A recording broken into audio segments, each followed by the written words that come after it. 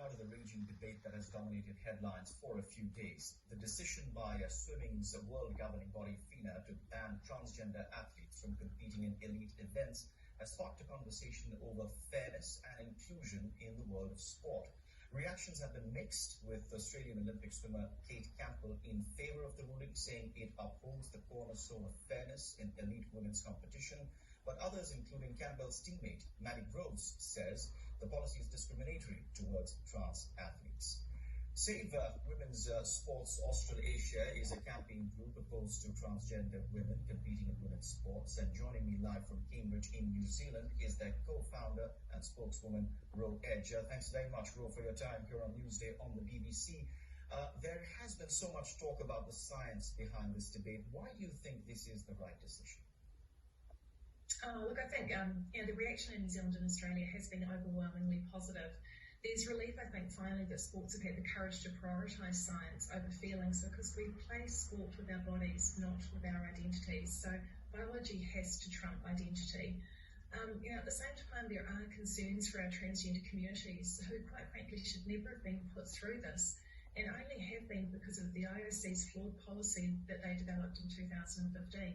Unfortunately, that flawed policy flowed down to international federations, to national federations, who all ignored science, public opinion and common sense, and in doing so have really undermined the female category. But Ro, don't you think this decision may also further ostracise trans athletes who may already be feeling marginalised? Yeah, I mean, it's a real risk of doing that. However, I do think that there is overwhelming scientific evidence that males have an insurmountable performance advantage over comparative females. So it is our hope all other sports follow suit. However, we also need to find a way to include and make sure that our transgender community feel welcome in sport too, due to the massive physical and mental, advantages that it gives people. I think FINA exploring an open category is a start, but our transgender community is really diverse as well. Boxing New Zealand found that out when they went to our rainbow community here and said, look, how can we include you? They came back requiring 12 different categories, and over the 13 different categories that boxing already has, I think they've got 4 different age divisions, etc. They worked out that there would be 1,872 divisions that they would need in boxing to accommodate. So, maybe a separate division like we have with the Paralympics, a Trans Olympics could be the answer, so that they have categories that represent the diversity they have within their own community.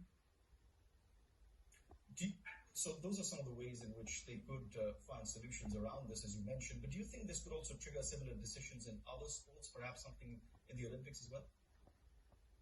Well, I think the Olympics has really copped out of this. Their decision-making with this has been really poor.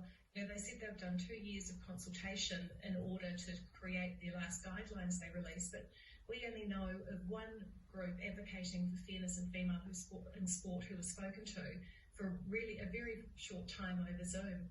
So that's actually there's 11 groups around the world, from Australia, New Zealand, Canada, the USA, Spain, the UK, that have actually come together now and formed the International Consortium on Women's Sport, so that we can advocate with a stronger voice and be around the table. But in terms of other federations, yes, World Rugby already did this a few years ago. FINA now have the International Rugby League announced earlier this week they would be too, and now possibly World Athletics will come to the table too, I'd say, by the end of the year. All right, Ro Edge, we'll leave it there. Thank you very much for your time and perspective on